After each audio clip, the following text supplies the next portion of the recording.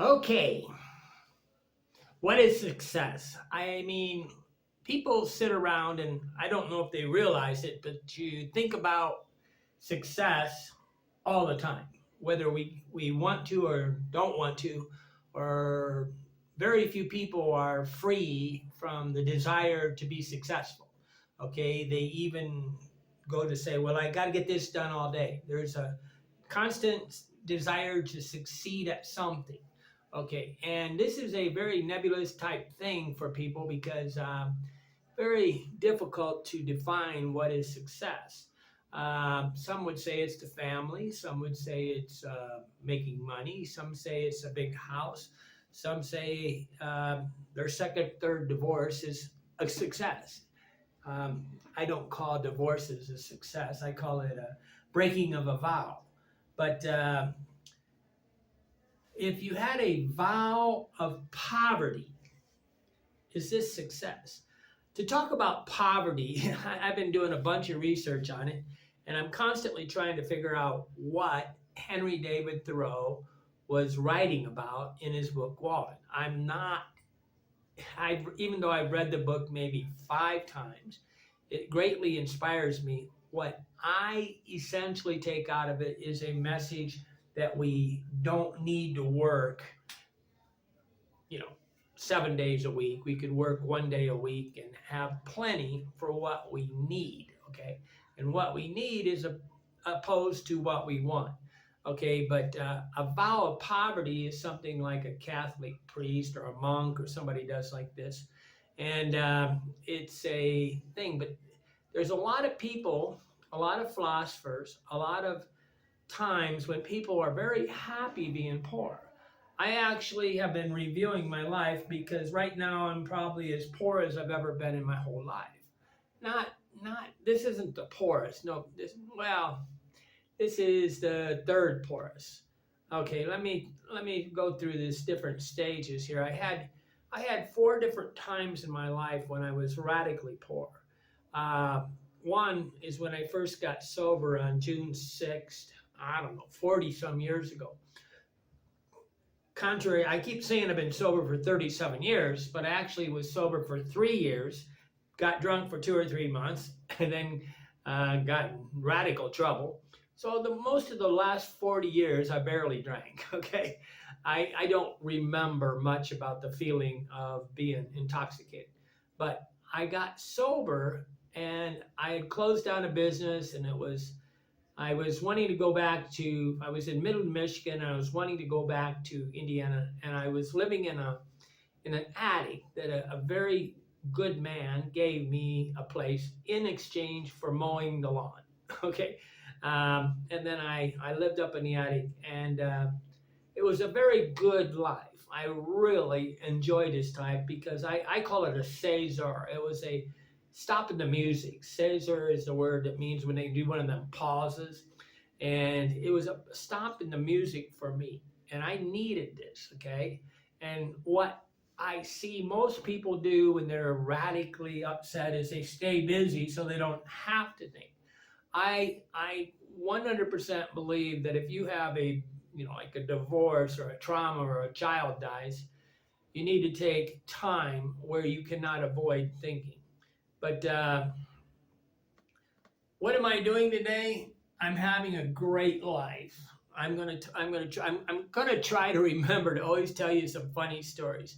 But I got 4 stories of poverty. But let's talk about what the wealth of my poverty right now. I have COVID-19 pretty much has cost me, like 15, 20, $30,000 of it's wiped me out as far as thing. It's technically I guess I would be bankrupt if I had any. You got to be bankrupt. You have to have a debt. Okay, I don't have any debt, so I can't be bankrupt. But if I had a debt, I'd be bankrupt. Okay, but meaning that I'm spending more money. I was spending for 4 years, 3 years, 5 years, more money than I earned. Okay, and so I was having troubles. Okay, so right now I'm only living on Social Security and about, I don't know, maybe $150 of thing in the goodwill of my family. Very, very sad time for how I feel about my state, but I'm happier than I ever been. Okay, because one of these 4 times.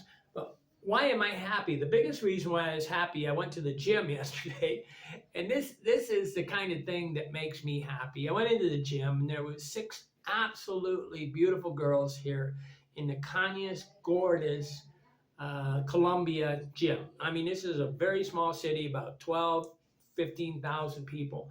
Wonderful city. And I was sitting there going, thank you, God, because I need some inspiration. And when you're going to go work out, it's nice to have some motivation.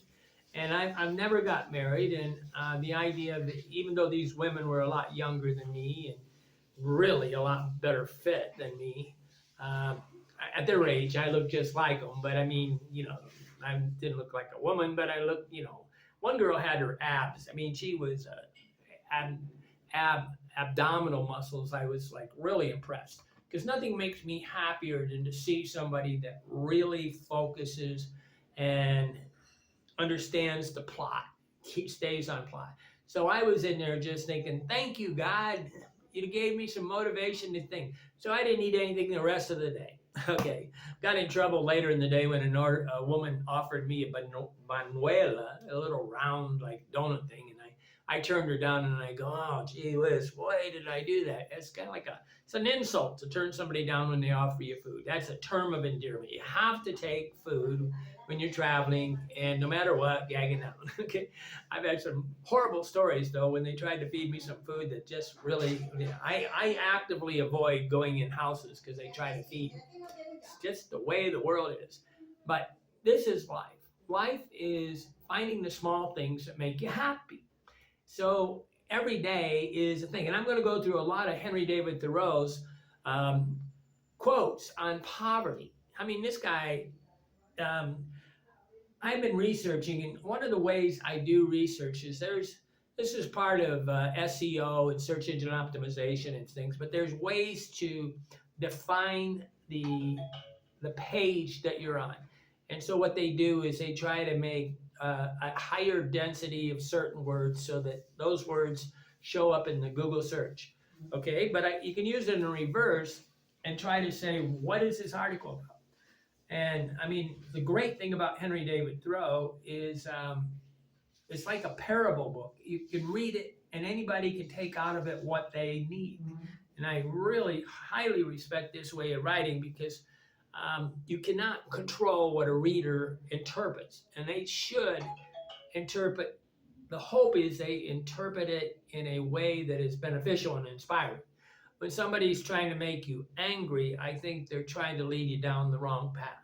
Any kind of book that is intending to make you feel angry. Now, understanding is different. Sometimes understanding is a resolution. Like Thomas Sowell writes books where I think you understand cultures.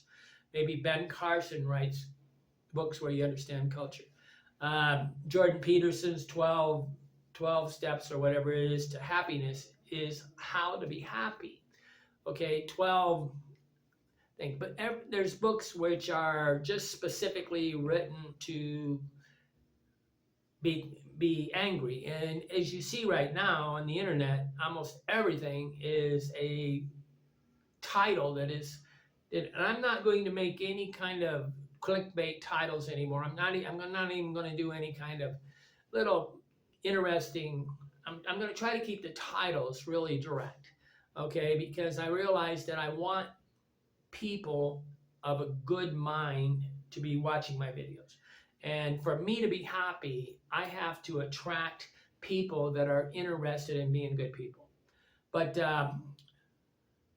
poverty, wealth, finding happiness in poverty. That's what the title of today's video is about. How to be happy, finding happiness in economy. But in the book, there's this link, and if I'm going to put a link in this thing, and it's got a link where you can copy and paste the whole chapter to economy or any article you want, and it'll show the density of words.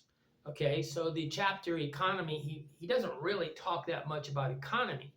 He does one of the biggest topics in the chapter, besides having a never-ending saying that society sort of off track. I mean, he's really in Thoreau, in Walden, he continually says that everybody's going the wrong direction. Okay, but this word count thing, I have the link to the chapter economy, and you can paste it in there, or you can go just take a website, a web page that you're trying to understand, and put it into this, and it'll tell you literally how many times different words are used. And isn't that the propensity, or the preponderance of a word? The more we say something, the more we're talking. I mean, sometimes people talk, I'm not angry, and they keep talking about something angry. I say, you don't realize the repetition of this word is telling me you're angry. Okay, but he uses the word poor in chapter economy, just the first chapter.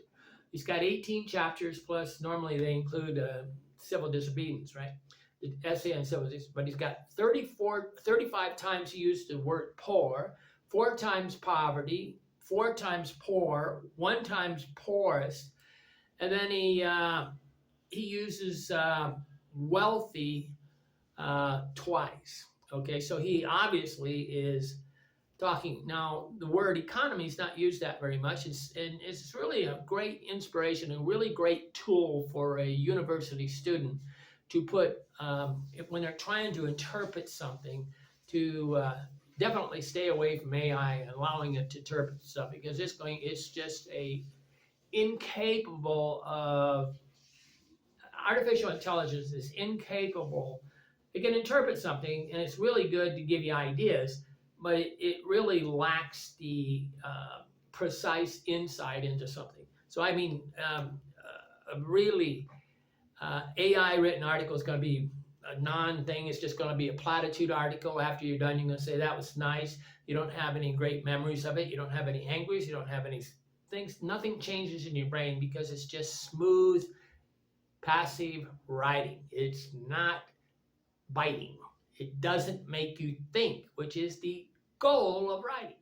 Okay, but the economy chapter is that. But I had 4 times in my life when I was poor. I was on house arrest after I got drunk. I was sober for 3 years. I got drunk, got a house arrest. They put me on house arrest for a year, and then I couldn't drive for 5 years. And in this time period, I had no money. I barely had enough money to live. And it was a very happy time. A lot of solitude on house arrest. So I do believe that being on house arrest where I couldn't leave, it's not like any of my friends came over. I didn't have hardly anybody come visit. And after this time, I was capable of loving to be by myself. But the third time was, well, I was really poor after I broke my leg, my femur. And right now, I'll think of the fourth way, but I had some notes here, I'll tell you. But the fourth way is right now with COVID, putting me out of business pretty much, putting our business, killing the business money, the financial, the business has not made any money for years. Okay, but there's 4 people that really talk radically about poverty and the vow of poverty. And the vow of poverty is a big word, but I don't want you to think. I mean, when you talk about poverty, people instantly jump to that it's a horrible thing. Michael Crichton said, he was very incredibly intelligent, like in The State of Fear. The book, some of the books he wrote was so genius. Okay, as is James Michener or something like that. But Thoreau wrote about poverty. Tolstoy wrote about poverty. Diogenes wrote about poverty, but maybe more important to many of you, Jesus did, right? And whether real or not real, it doesn't matter. Jesus was a philosopher, as was Tolstoy, Diogenes, and things. But each one has it. In Matthew 19:24, and again, I say unto you, it's easier for a camel to go through the eye of a needle than a rich man to enter the kingdom of heaven. Now, this is success, right? And do you understand that there's a complication when we start focusing on business, money, and whatever, that we are not focusing on being a good person, okay? It's kind of these two things kind of clash. And I've always been a good person, really, for the most part. I was raised in a good family, and I learned shame, and I learned guilt, and I feel sad when something happens bad, and when I do something bad, or I react and I get angry. Um, but most of the time, I'm very good at being a good person. I wake up every day and I'm a good person. But Matthew 19:24, and again, I say unto you, it's easier for a camel to enter through the eye of a needle, go through the little needle, than it is for a rich man to enter the kingdom of God. That's a warning, right? But it's also saying the exact same thing as Thoreau. Thoreau is constantly, I'm going to give you a bunch of quotes here today from Thoreau.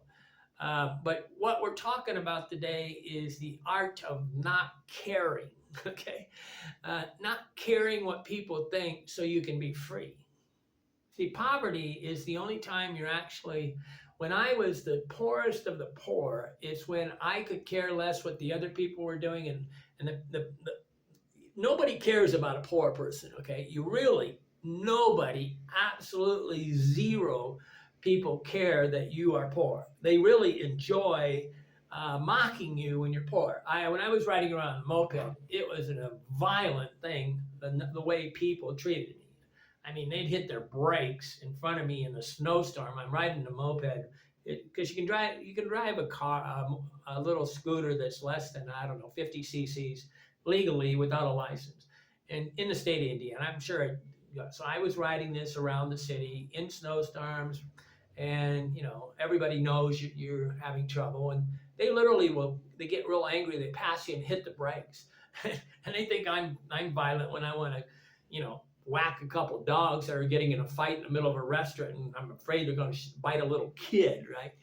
I worry about dogs biting little kids. So when you got a big, ugly dog, I don't really want to talk to you, okay? Because your body language tells me you're not happy. Okay, the art of not caring. That is the idea that we don't care what people think of us. And that really isn't possible, okay? When people say they don't care what people think, I think you don't understand yourself. I can say I do my best to not care, but this is why it's an art. The art of not caring is to not get hooked into a dysfunctional thing. And I'm very good at having somebody really try to hook me into a conversation and just say nothing. I'm very good at that. Because I really truly believe that you can't argue with the person that won't reply. Okay, but a lot of people, that's all they care about. But a good person is, rich people are always mocking. The number one thing that I've received for the last 23 years is not the admiration and inspiration. I get emails constantly that are hate mail, absolutely hate mail. And you're going, guy, I'm just a guy wandering around the planet. I hardly have any money. I live in a $10 room, and you're trying to write an email like somehow I'm an evil person. And I go, get a life. Okay. This is describing the life of Jesus. His life was not luxurious or easy. He labored with his hand. He didn't have a closet full of clothes or a pantry filled with food.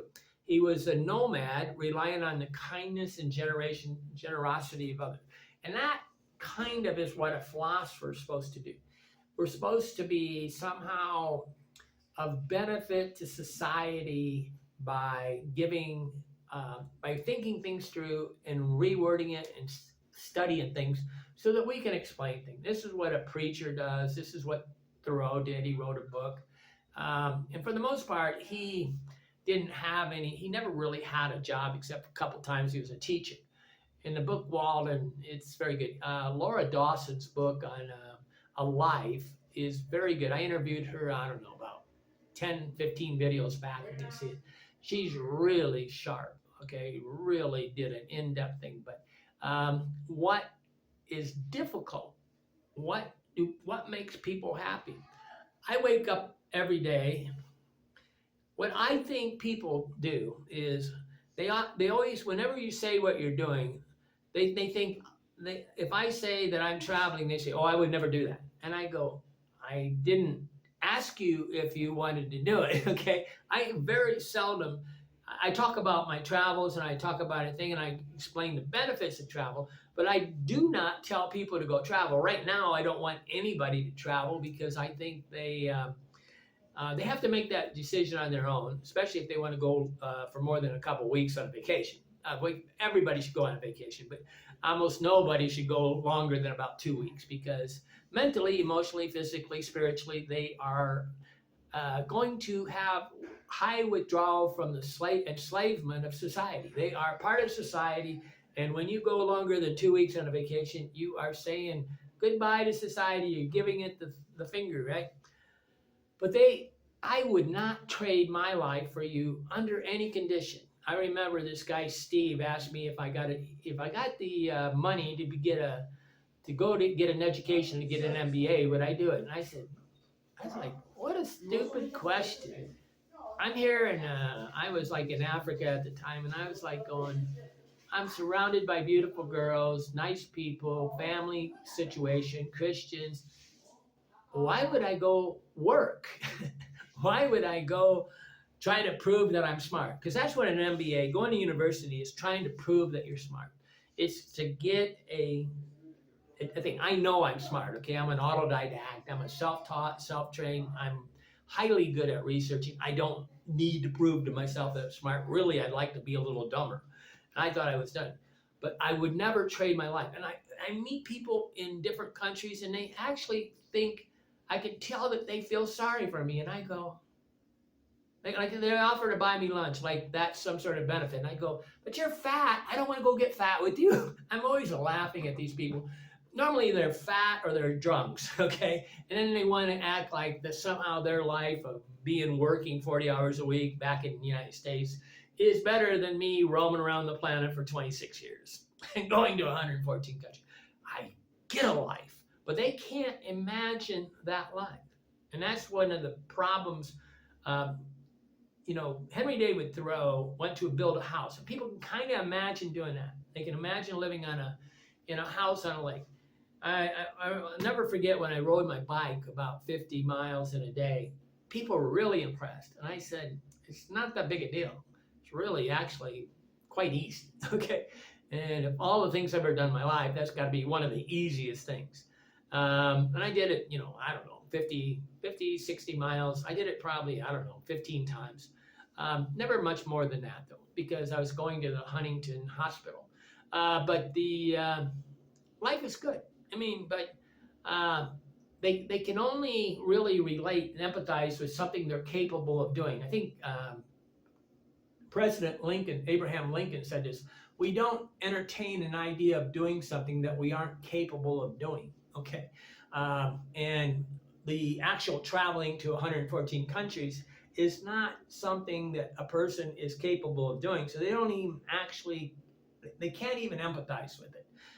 So one of the things I really respect about Thoreau is he gave a book about something everybody could empathize. And he made it for the professors of Harvard because he was a Harvard graduate, and he made it for the common person because he'd sit there and talk about woodchucks, muskrats, and an axe, and then building a building, and then he would talk about the Bhagavad Gita and all these things, Homer and Goethe and all these things, and Darwin. Oh, by the way, if you read anything about Darwin in the book, Darwin didn't write his book while he was in the cabin. He wrote the book after he left because he didn't really, Henry David Thoreau didn't publish his book when he was in the cabin. He was about 8 years later. But I would never trade my life for you. And you would never trade your life for me. And that's fine, okay? And this is where people get so confused. The people that are truly content say, hey, that's a nice life. The other 99% act like, I would never do that. And I go, I didn't ask you to. I didn't want you to. Actually, I want you to stay home, okay? I want you to find yourself so you can go. Once you find yourself, then I would like you to be free to do it. But how do you find yourself? You need time to find yourself. What was I thinking about? I'm going to tell you a funny thing. What was I thinking about this morning? I was thinking about going to Trine University, a place that I would never go to university because I was too poor. And I want to eat this all-you-can-eat breakfast. Okay, they got Trine University in Angola, Indiana, has the best possible food you ever seen. Breakfast, lunch, or dinner. And so I was writing my sister. What was I thinking? I think happy thoughts. I'm like Peter Pan. or that, what's that little Wendy, the little whatever you call her, fairy. I think I have a happy thought. I'm very good at going find my happy thought, and a lot of people have a grimace on their face and they can't find their happy thought. Even in my worst of times, I was always able to find my happy thought. Okay, don't get me wrong. I've been suicidal, gun in my mouth, all sorts of stuff. Sit there on the couch trying to figure out how to put an extension cord over the joist in the thing and hang myself, jumping off the edge of the couch. I don't care. It's a different person. Okay, but I remember this is what a lot of people my age would get it. There's a Steely Dan wrote a song called Reeling in the Years, and I was stoned out of my mind on Lake Pleasant, and I was slaloming on a ski boat, behind a ski boat, and I was really strong. I was literally strong enough that I could pull back, and my legs were so strong that I could actually stop the boats. But I spin off when you're through skiing, you ski to the shore. I settled in. Steely Dan was playing really loud at this dock, and they were having a party, and everybody was drinking. It was one of the best stone times ever. I don't really like to get stoned. I really hate it, actually. But I got the song here on this link, and you can watch it. I sent this morning. I sent a thing to me. I'm always trying to inspire people. Okay, I spend a little. I think people should poke at people. Give them something that gives them like Wendy on Peter Pan, your happy thought. My sister's having a rougher time, so I sent her the Steely Dan thing, and I sent her the Eagles song, Take It Easy, which is absolutely one of my favorite songs. Running down the road, try to loosen my load. I got 7 women on my mind. 1 that wants to own me, 2 that wants to own me. I know this song by heart. Okay, but poverty is freedom. Why is it freedom? Well, you're free to think. And isn't that the solution to everything? If thinking is not the solution to everything, then you are an irrational person. Okay, think about it. If a rational person would try to think things through, an irrational people has no time for it. And a lot of people stay busy so they don't have to think. How am I going to do it? I'm going to stay busy. And that's the opposite of an intellectual thing. That's the opposite. You're not going to revolve your divorce by staying busy and getting drunk all the time. You're just going to delay the pain. And basically, it starts getting less and less. And but you still are angry. The minute that you think about your wife, or you think about your husband, you're going to trigger yourself. You are not over your divorce. And this is why divorce is so popular. It's easier to find the right, for me, a lot of people want me to put comments on it. And I'm always laughing. I am 100% sure after making 10,000 blog posts and making 5,000 videos that it's 100 times, I can find more intelligence just walking around the street here by accident in 10 minutes than I can do in reading 100 comments on YouTube or 100 comments in social networks. They are people talking in a narcissistic way, trying to get somebody, they're lonely and they want somebody to listen to them. It's easier to find the right person for my life in a mob than people who are commenting only to be heard because they have no friends. The only reason why they're commenting is because they have no friends. They want somebody to celebrate their thing, and it's a very vicious little circle. But the happy times for me was living in that attic. This is when I was, this is 40 years ago, so I was, 28 or something like that. I was under house arrest, and I lost it. My first 3 years of travel, I lived on absolutely nothing. I lived by trading, doing a little website for a hotel, and I'd live for free for about 10 days, and then I would eat on about $2 a day. I did this for almost 3 years. You can literally, easily, it's cheaper to travel the world than it is to live in the United States by a long shot. And poverty is one of the happiest times of your life because why? You don't have any possessions. You're not a maintenance man. the bigger your house, the more maintenance man you are. The bigger the house, the more you work for your house. The bigger your house, the more you have to work to maintain it. I got in one of the biggest arguments ever because Yvonne wanted me to mow her 3-acre lot on her house. I wanted to go to the lake where I had a yacht on the a sailboat. We call them yacht on the yacht club. And she says, we can't go, you got to mow the lawn. Well, I sent out 4 guys of mine that worked for me. We had it mowed by 10 o'clock on Friday morning. I said, let's go to the lake. She was absolutely furious because she couldn't control me. And I said, I don't mow lawns. I mowed 10 lawns a week when I was a kid. I don't mow lawns. But these are some of the quotes by Henry David Thoreau now. A man is rich in proportion to the number of things we can afford to let alone. Okay, if you don't have any possessions, you let them alone, and you're rich. What are you? You're rich in time and you're rich in happiness. Most people cannot be by themselves because they got such bad thoughts going on in their head that they get, solitary confinement is a very dangerous thing. People kill themselves.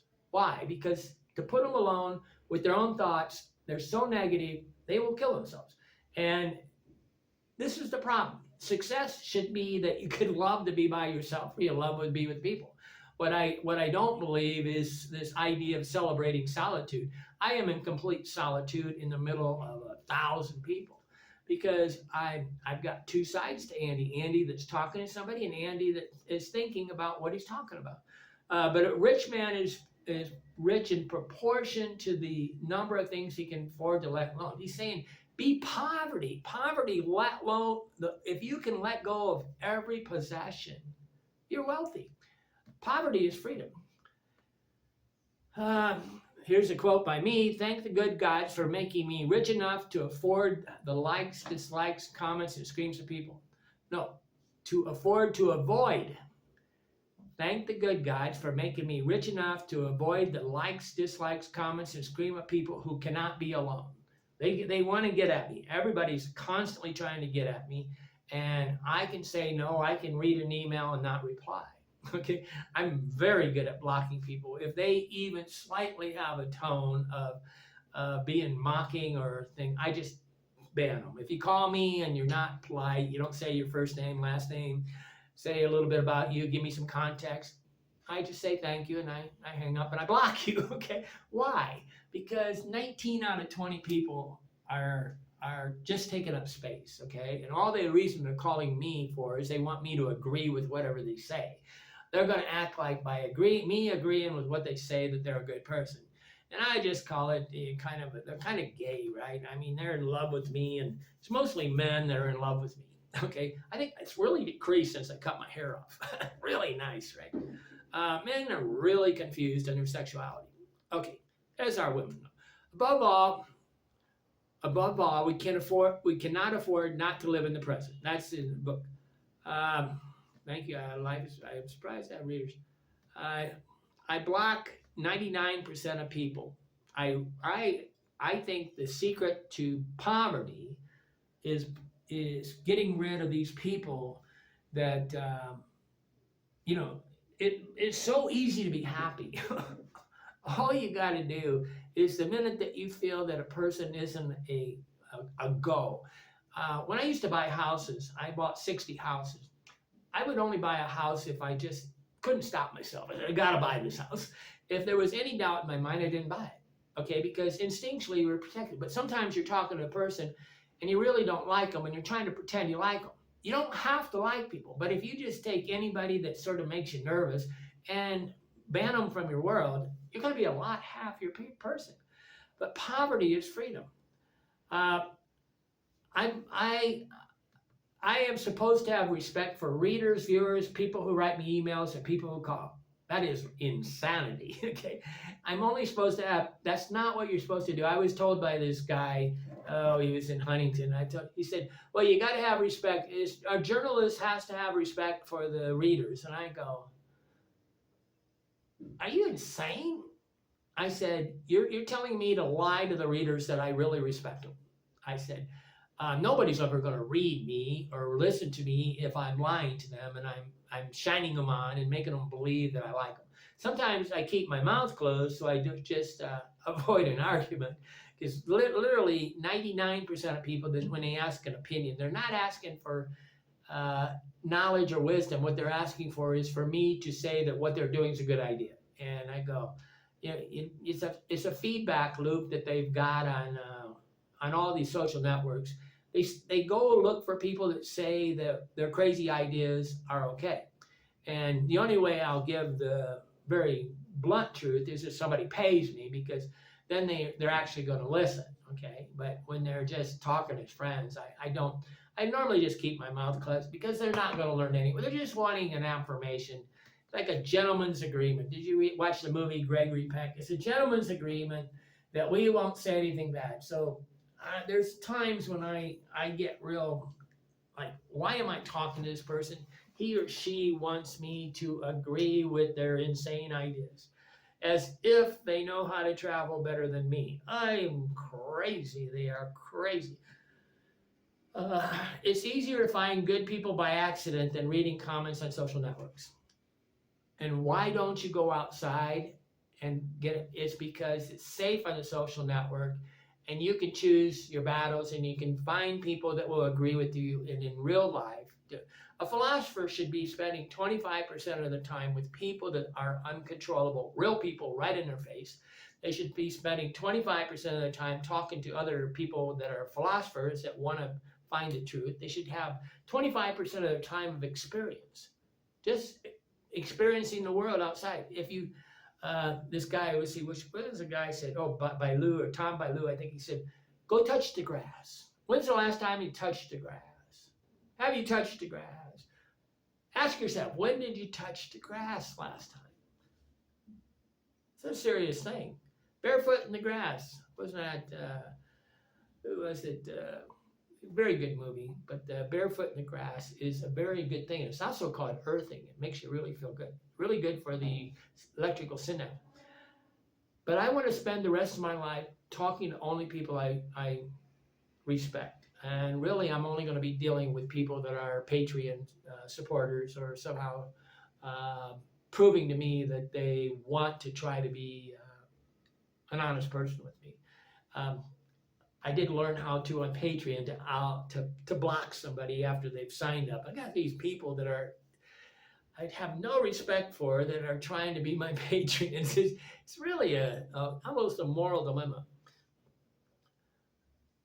There are people that I spend my life searching for people I can respect. A person who does not want me to fix their life. A person who is not envious, jealous, or competitive with my life. And this is back to the poverty. When I'm absolutely poverty, I have nothing. I have a lot less of this problem. When there's any kind of affluence around me, people are attracted to money. Therefore, they think that you're going to explain to them how to be successful. And the secret to success, or anything you want to be, is just to hang around with that person. Now, they want me to hang around with them, but most of the people that you want to be like are not going to hang around with you, because you ask a bunch of stupid questions, you say a lot of stupid things, and so you won't keep your mouth closed until you can understand the game, right? I travel to avoid listening to people about what they bought. This is one of the greatest benefits of travel.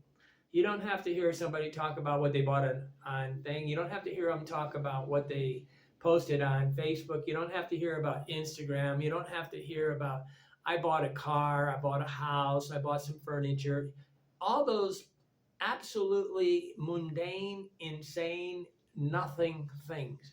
I mean, buying a chair is not a thing. I mean, when my mother has her perfect chair, recliner, yeah, I'm happy, because she's really wanting the proper chair. Just to decorate the house, I think you're asking me to approve a mundane, non-profound thing.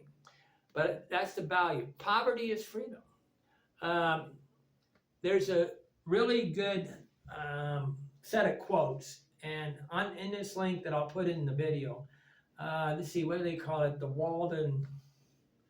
There's a bunch of Walden projects, and it's kind of funny because I highly doubt that Henry David Thoreau, he wouldn't join any of these communes like the Brooks, and there's all these communes that he was invited to join, and he wouldn't join them because he didn't want to be part of any organization. Okay, the Walden Woods Project, and Don Henley's part of it, which was on the one of the people in the Eagles, but not really having a big song with Take It Easy. It was Jackson Browne that really wrote this book.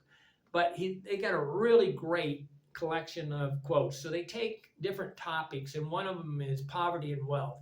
And I'm going to read a bunch of those. I've collected a bunch myself, but they did a really clean thing. So you can take and say, what is Henry David Thoreau's philosophy? And you can say a topic in there. Really good. The links are in this link that'll be in the description. And the first one they start is, a man is rich in proportion to the number of things he can let alone. That's poverty, right? If you don't have anything to think about, yeah, you're essentially poverty. You're poor. You don't have any possessions. You're rich. That's what he's saying. Again and again, I congratulate myself on so-called poverty. I was almost disappointed yesterday to find $30 in my desk, which I did not know that I possess. Though now I should be sorry to lose it. Okay, see, when you have money, when you lose it, you're upset. If you don't have any money, you don't lose anything. There's no hope. There's no hope for money. There's no losing of money. There's no losses, right? It's freedom from what? As I preferred some things to others, and especially valued my freedom, as I could fare hard and yet succeed well, I did not wish to spend my time in earning rich carpets or other fine furnitures, or delicate cookery, or in a house in the Grecian or the Gothic style just yet. If there are any to whom it is no interruption to acquire these things and know how to use them when acquired, I relinquish to them the pursuit. What he's saying there is, see, he's got these ways for people to lose track of what he's saying, and it's kind of poetic, right? But he's saying, if there are any of you to whom it is no interruption, if none of these items that you buy, the Grecian things, the styles and stuff, causes you interruption to your spirit, I go ahead. But any kind of possession is an interruption to your ability to like yourself because you like when you're thinking. And that is the problem. People don't like themselves, so they stay busy buying, being a maintenance man in their house. Because to be by themselves, they have to go get drunk. They have to go get stoned. Anything to stop from thinking. That is what a drunk is. That is what a stony is. That's what people that do drugs, they don't like themselves. They like the reality of being a nothing. Here he's putting priorities on this one. Books are the treasured wealth of the world and the first inheritance of generations. And the Road Ahead by Bill Gates, he talks about it. See, the human population is the only one that can pass on history and knowledge from generation to generation. And ever since the beginning of time, people have been warning people about possessions and wealth, and that it's like an addiction. And the pursuit of money is not a good thing. The pursuit of a business and a game is worthy. Okay, and I've always worked for the game. Okay, I was really happy. I just helped Rich. I think he's gonna sell his house, and I'm really happy because I enjoy the game of helping him sell his house. But most men, this is another quote, but most men do not know what a house is, and the mass are actually poor all their days because they think they must have such as one of their neighbors. They're poor. He's saying they're actually poor. But most men do not know what a house is. And the mass are actually poor. They're poor all their days because they think they must have such as one of their neighbors. This is in his journal, August. Most of these are in Walden, but he had a journal where he's, I don't know, got a couple million words, right?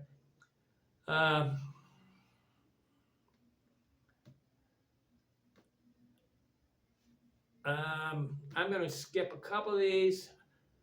However mean your life is, meet it and live it. Do not shun it and call it hard times. he's saying to think about your life. No matter how mean it is, take the time to think about it. Be part of the life. Don't deny that it exists. It is not bad. It's not so bad as you are. It looks poorest when you are richest. Your life will look the worst when you have the most amount of money. Christopher Columbus, at the end of the one movie, 1942 or something, said, "Hey, all wealth does, all money does is make you work." It's a pretty funny quote at the end. The fault finder will find faults even in paradise. A fault finder will find fault even in paradise. You see the massive amounts of wealth in the United States. There's nobody suffering. And it's one of the most wealthiest countries on the planet. And it's in a complete, the people here with 1/50th the amount of money in Colombia are 10 times happier than the people in the United States. And people want to go to the United States. They're insane. All they're doing is thinking that money buys happiness. And money does not buy happiness. I would really wish that everybody's made ungodly amounts of money in one short time. I literally made a $65,000 commission one time. I've made 20,000 in one day. I've made, let's see, the highest I ever made just one day was $26,000. Okay, but however mean your life, okay, I am grateful for what I am and have. My thanksgiving is perpetual. It is surprising how content one can be with nothing definite, only a sense of existence. He's saying, I'm very content when I have nothing. When you really have nothing, you have nothing to lose. That's supposed to be a negative song, but really having nothing is having nothing to lose. Janis Joplin, I think, sang that song. I am never rich. I am never rich in money, and I'm never meanly poor. This is the problem. People are paying attention to the rich people, mocking them, but the rich people really don't care about them. They will mock you, don't get me wrong. They're very, very cruel. People are incredibly cruel to other people. They will scream and holler at other people, then act like a dog is a human. Okay, this is the insanity of the population. Why do they have dogs? It's because they can't love humans. They're not capable of having an intimate relationship with actual people. They want something that's enslaved. They like children. I had a girlfriend that wanted another baby. She says, it's the only time in my life I was in control of something. And I go, you want to have a baby so you can be in control. I cannot but regard it as a kindness in those who have the steering of me, that by one of pecuniary wealth I have been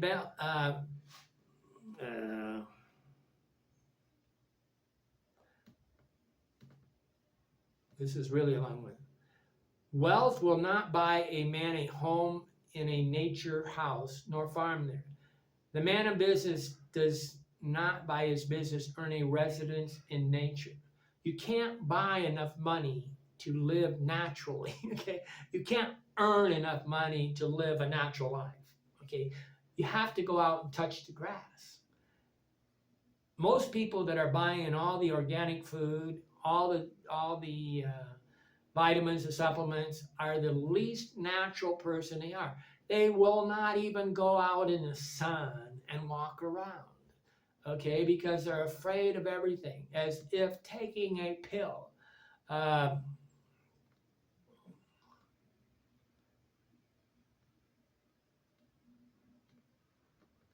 I hate that my motive for visiting a friend should be that I want society, that it should lie in my poverty and weakness, and not in his and my riches and strength.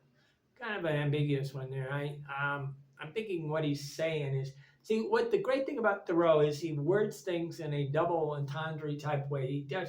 He double dips it. He does a two meaning thing, and you can do it just like a parable in the Bible. But you remember that it's harder to put a camel through the eye of a needle than a rich man to go to heaven. Doesn't matter when you want to go to heaven. if you make the world a good place by being a good person, you live in a good world. Simple. People want to lie, cheat, and steal and act like why is life miserable? Because you made a life full of lie, cheat, and stealing. Rousseau's social contract is that even a criminal wants the money to work, okay? The social contract should be that I am in a contract with everybody to make the world a good place so that we can live together as a happy person. This idea that you don't have any responsibility for the people around you is insanity, okay? I should like not to exchange any of my life for money. Thoreau writing to H.G. O'Blade, 1850.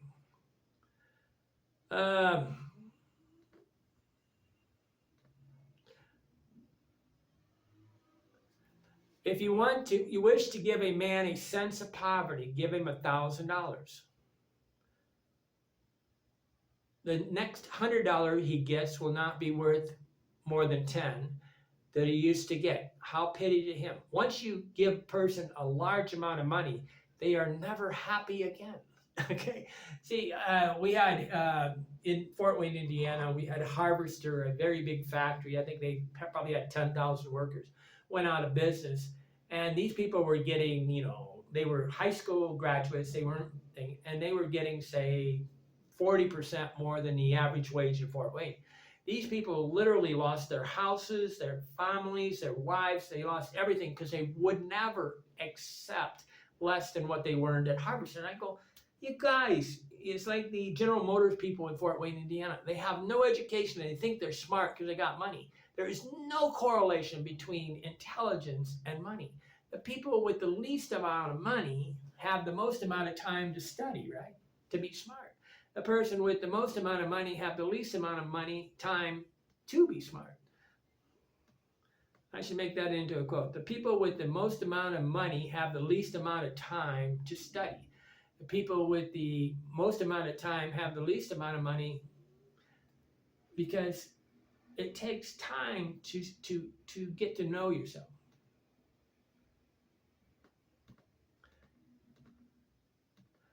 Okay, I'm going to try to skip over these things because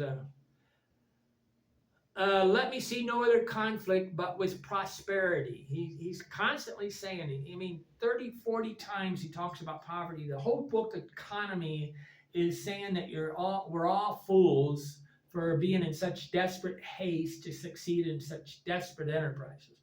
And the great thing about Thoreau is he didn't get hooked into any Thoreau Society or Walden Woods Project, or he wouldn't join any of these kind of organizations because it robbed him of the freedom to be himself when you have to fit into society.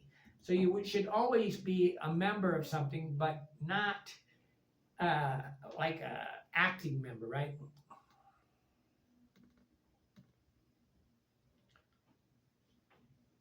Merely to come into the world, the heir of a fortune is not to be born, but to be stillborn. He's saying that if you're born to riches, you're actually born stillborn. There's nothing that can happen worse to a child than to be born to a very wealthy family. They don't learn the consequences of their behavior. They don't understand the value of money. They basically piss away the parents' money, and very few parents are willing and capable of being an adult and allowing some consequences for people's actions. Nature would not appear so rich, the profusion so rich, if we knew a use for everything. Nature, natural food, natural animals, natural eating, natural living is the opposite of living in a house. Have you got that yet? Thoreau basically said that you guys in the houses aren't living a natural life.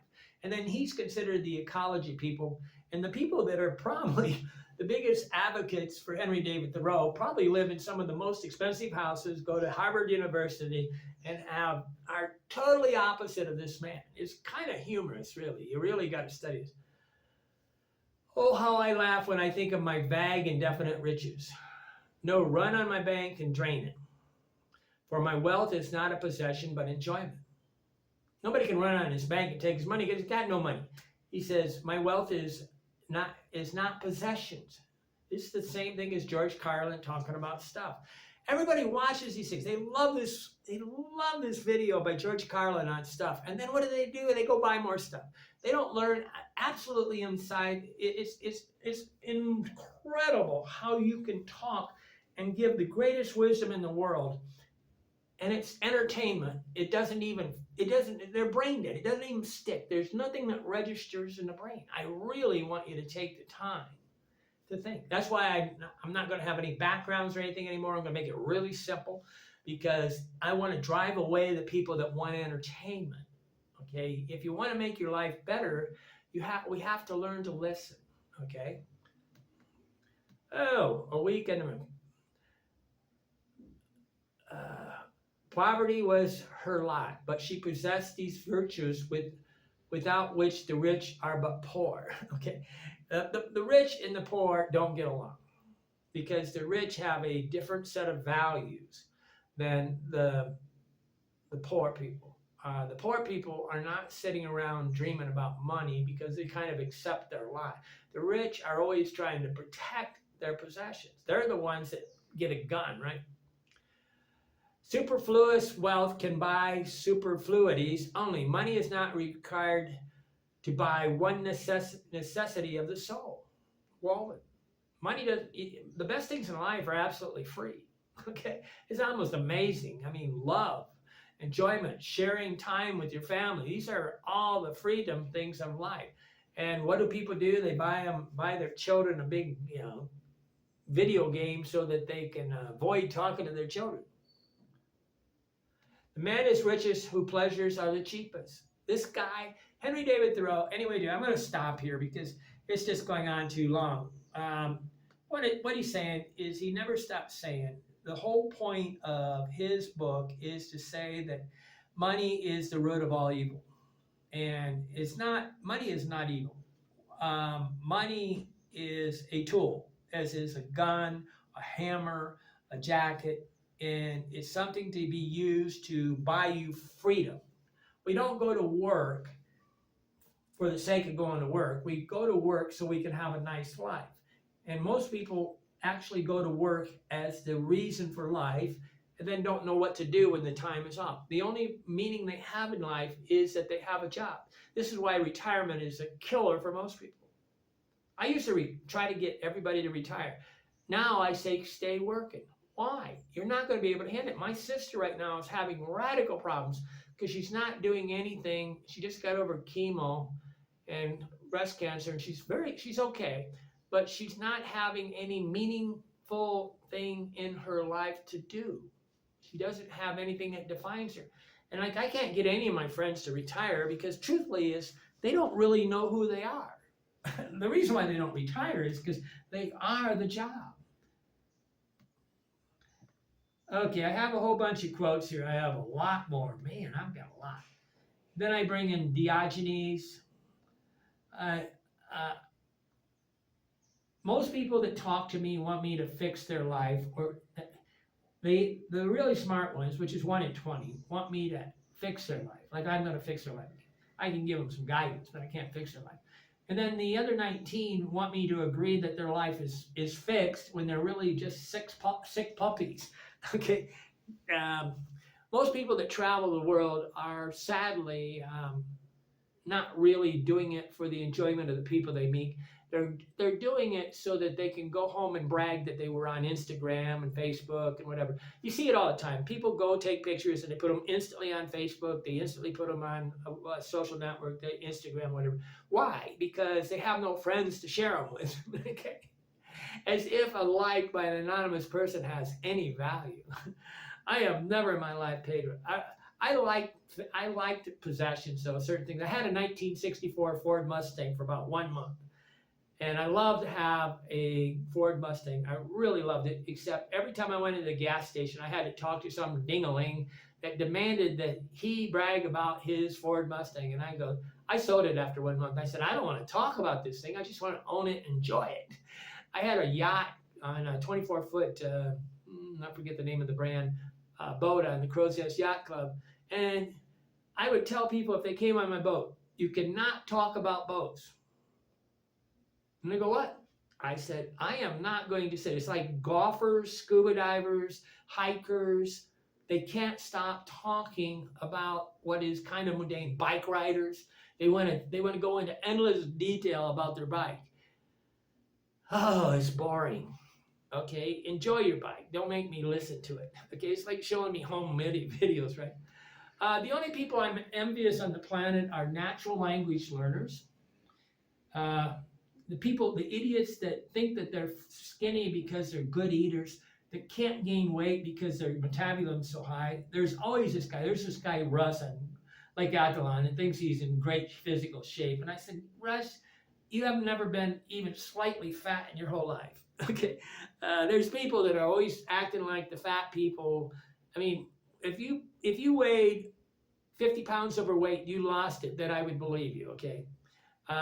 And the people that can remember birthdays. These are the only people I envious. I've never really met anybody that I thought I never really met anybody that made me feel stupid, like I thought they were mentally more agile than me. I've never met anybody like that in my life. It's kind of hell on earth because I'm only alone. I'm always alone within my thoughts with nobody to share them to. I've met a lot of people with a lot more specific knowledge on subjects. And that's what I like to do is when somebody excels in one subject and they have a specialty where they have their 10,000 hours of knowledge, the Malcolm Gladwell rule of 10,000 hours, that they have put into it and they become an expert, because once they become an expert, they're no longer jealous of me. The people that have no expertise are jealous of everybody because there's nothing to define them. So what their goal is to knock anybody down. If anybody starts mocking you, talking in a tone of voice contemptuous, leave them.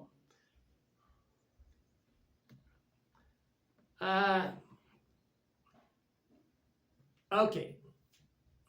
World travel is the only way I know to avoid easily all the mocking, the crazies. There's nothing more freedom than to know that I can just get on a bus and go to another village and leave the world behind. That's not the goal, though. The goal is to create friendships with people. Most people have no use for me because I'm not in proximity to their home. I tried to write this guy that Jeffrey Hall, that is in Kansas State, that wrote about a paper. He did a research study about the number of hours to be friends. And when I had a lot of friends where I had 200 hours of shared time with them, that the minute that I left Fort Wayne, Indiana, I was no longer their friend.